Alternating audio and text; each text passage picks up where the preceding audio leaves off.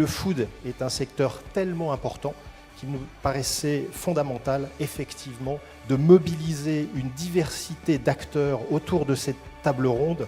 Parce qu'effectivement, le food est devenu un langage qui dépasse complètement le langage de l'alimentation pour irriguer tout le langage quotidien. Cet acte alimentaire constitue quand même un socle culturel et social spécifique à la France.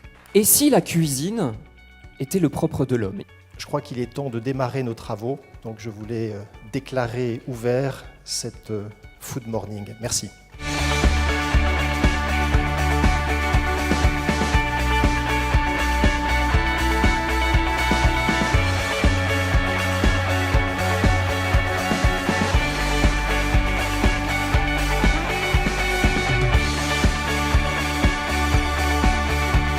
C'est ça qui est intéressant, c'est au travers de choses extrêmement quotidiennes, comment on arrive à raconter cette densité psychologique, émotionnelle qu'il y a dans la nourriture. En face de ça, vous avez quand même des supermarchés qui jettent 40 kg minimum de nourriture qui est consommable.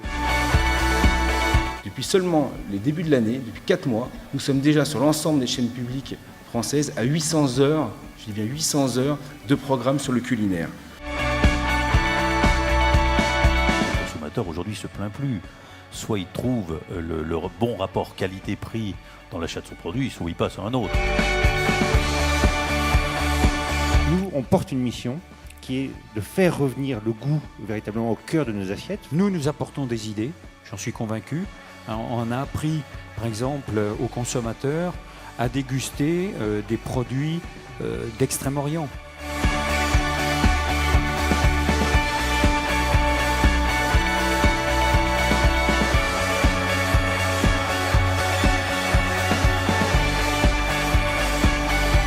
C'est quoi cette histoire ? C'est de créer une filière d'approvisionnement durable de notre blé. Le Michelin existe par exemple uniquement à Hong Kong et à Macao, pas en Chine continentale. 34 régions, presque autant de langues, presque autant de cultures, presque autant de cuisine. Je viens vous présenter Mon Voisin Cuisine. Comme son nom l'indique, en fait c'est une marketplace de talents culinaires. Un abricot, une pêche, une fraise, bien travaillé, qui a un look un peu différent, n'en a pas moins de goût. Cette fourchette connectée sert à quoi ? En fait, elle enregistre les mises en bouche et elle a vocation à vous aider à manger plus lentement, en conscience, ça prend votre temps. La gastronomie, c'est aussi avoir été chercher depuis maintenant, je dirais 2009, des stylistes du goût pour, dans ce contexte qui est très compliqué, qui est le vol, offrir à notre clientèle une expérience particulière. Le gaspillage alimentaire a aidé aussi à faire prendre conscience aux gens que finalement c'était pas que dans des beaux légumes ou dans des beaux fruits qu'il fallait aller. Le retour également de commerces de bouche de qualité qui communiquent auprès bien sûr des urbains et des habitants de leur ville. Comment faire un gâteau à la maison avec un décor Reine des Neiges. C'est la vidéo qui a été le plus vue, c'est la recette dans le monde qui a été le plus vue sur YouTube. Quand on a trop mangé, l'estomac le regrette. Quand on n'a pas assez mangé, l'estomac le regrette aussi. A tout de suite.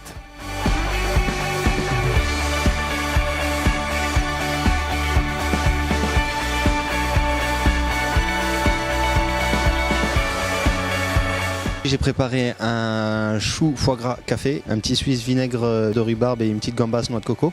La sensibilité de ma cuisine, elle est extraordinaire parce qu'elle est complètement inédite. Ça vient de la raw food californienne. Il n'y a pas d'œufs, pas de lait, pas de farine, pas de beurre, pas de crème, pas de fromage. Et on arrive à faire des tartes au citron, une pâte sablée.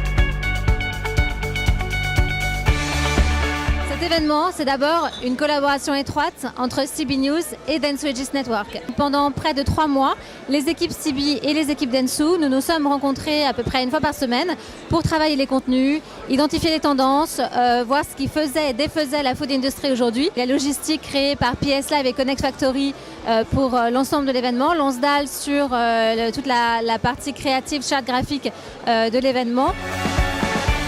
Food Morning s'inscrit dans un avant et un après qui est l'information du consommateur.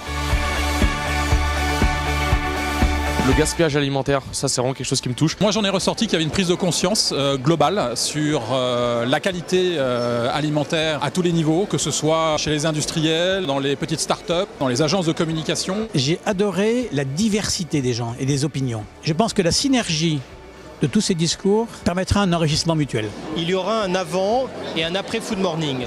Et bien sûr, il y aura un after l'année prochaine, puisque nous aurons une deuxième session de ce Food Morning.